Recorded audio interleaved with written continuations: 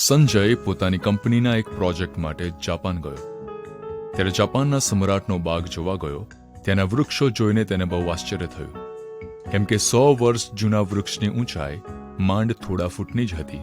સંજય તો વિચારવા લાગ્યો કે આવું કેવી રીતે બને?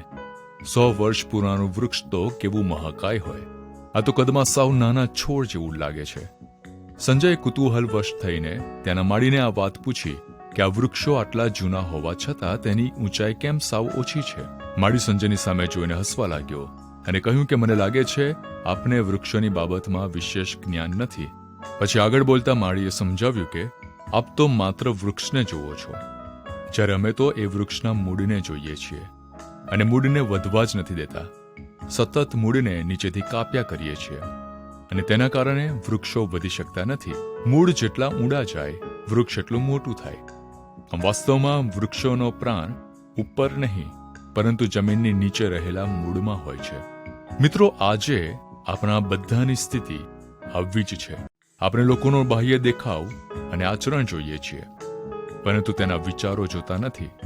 વાસ્તવમાં તેના આચરણના મૂળ તેના વિચારોમાં જ હોય છે. આપણે આપણા વિચારોને એટલા કઠોર બનાવી દીધા છે કે આપણું જીવન વૃક્ષ આજે સાવ સંકોચાઈને નાના છોડ જેવું બની ગયું છે.